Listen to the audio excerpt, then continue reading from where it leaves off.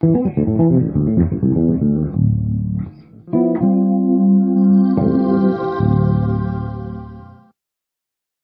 cool tool for improvisation is called the minor conversion concept.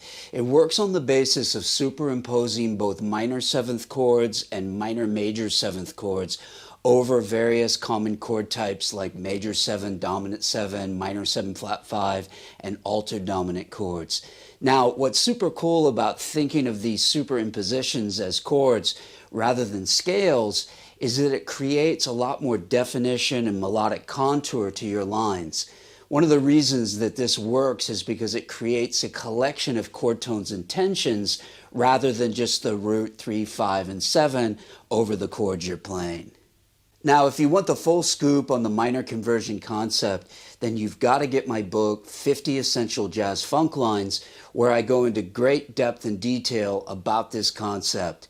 In the lesson today, what I'm going to do is show you how this works over a 2-5-1 progression, where I'm either going to be thinking about the superimposition as a minor seventh chord or a minor major seventh chord over this chord progression. So essentially, you'll only be thinking about playing minor shapes instead of having to think about playing 3 different chord shapes over the progression. So if we take a 2-5-1 progression, to make things sound a little bit more modern, what I'm going to do is I'm going to use a mixed major and minor 2-5-1 by adding the altered dominant chord as the 5 chord.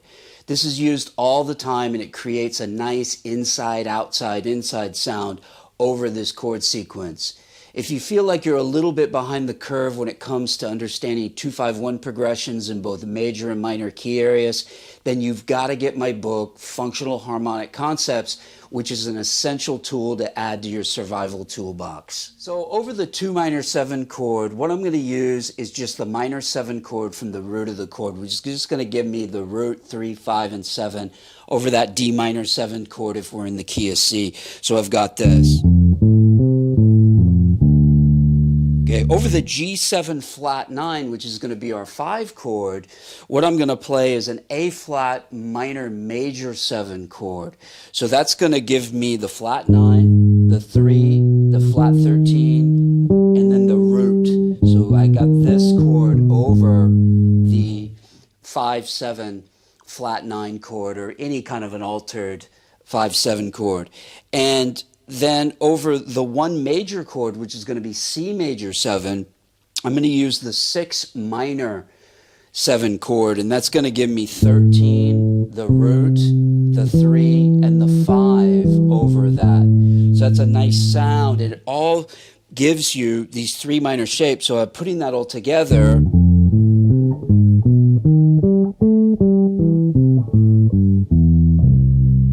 This is a really nice sound to kind of incorporate into your playing, mainly because of the user-friendly aspect of these minor shapes on the bass guitar fingerboard. So if we take a look at this in some type of real-time context, utilizing standard improvisational vocabulary, it's going to sound something like this.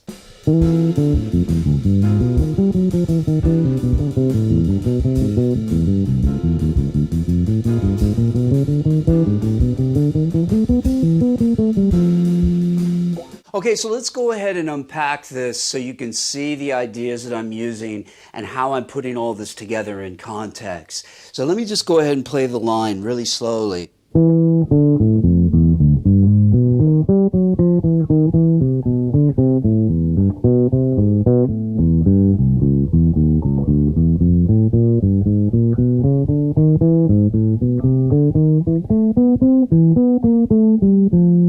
Okay, so basically you can hear the melodicism in that as well. It really creates a nice melodicism because we're using some of those upper structure tensions over some of those chords.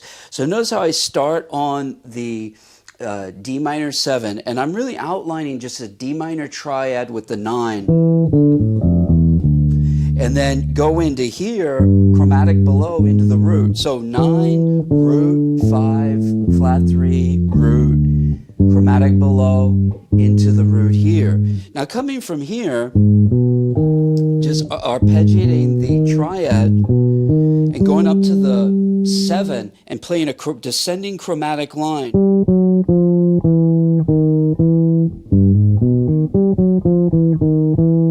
Leading me into the A minor 7 on the 5th. So from there, I've got this line here.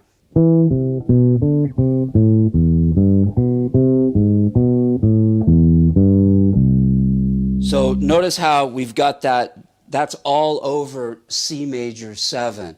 And basically how that's working here is that I'm playing that sort of scale sequence pattern, starting on the 5th of the A minor 7 and going down to the flat 3, then the 2nd, then up to 11. Okay, from here down to flat 3, root, 5 to the flat 7. And then here, I play that pattern here. So going chromatic from below into, over the C, into the root.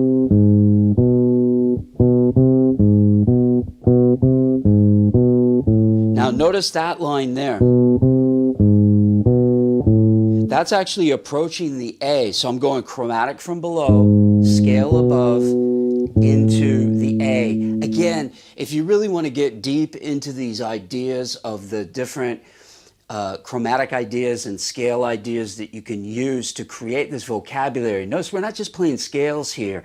You've got to check out my book, Chord Tone Mastery. You can just click on the link over here and grab that. That is absolutely essential to have, and it will keep you busy for years and years and years. So notice how I'm doing that.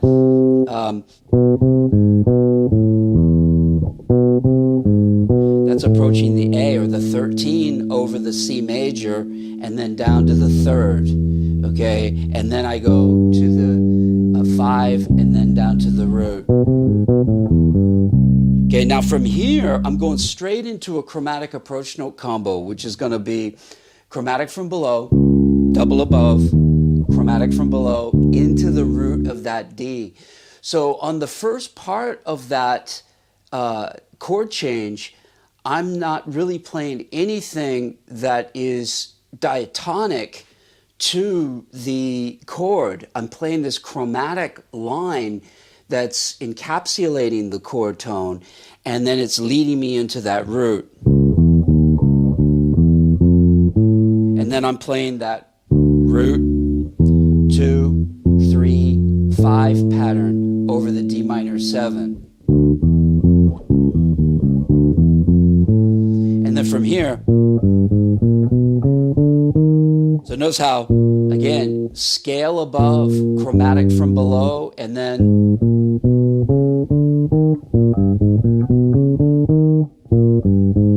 from here, I've got the root, the 2, the flat 3, and then the double chromatic below the 5 there over the A flat minor major 7 chord. And again, you know, in relation to how that's approaching the notes that are related to the G7 alter chord, that's the flat 9. That's the 3rd, the B. And then double chromatic below, the flat 13. So very cool stuff once you just understand how to make the connection between the two things. The thing that I have to point out here is you can't forget the original chord changes. You know, the superimposed chords, they're not new changes. They're not like substitutions. They're superimpositions. So we're still playing these over the 2, 5, 1, with the 5 being the alto dominant chord. So from there,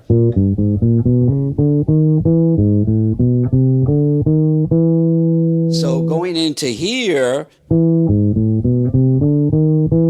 I'm going right into the 5th and playing really kind of that same pattern from there, but a little bit different.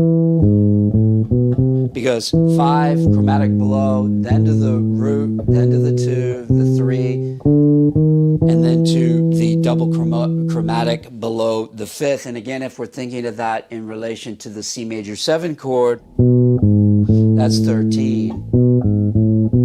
That's the root. That's the third. So double chromatic below the third. Okay, and then from here, I go up the octave. And then I resolve it just back to the beginning of the progression. So it's like it's going back to the D minor 7. So I'm basically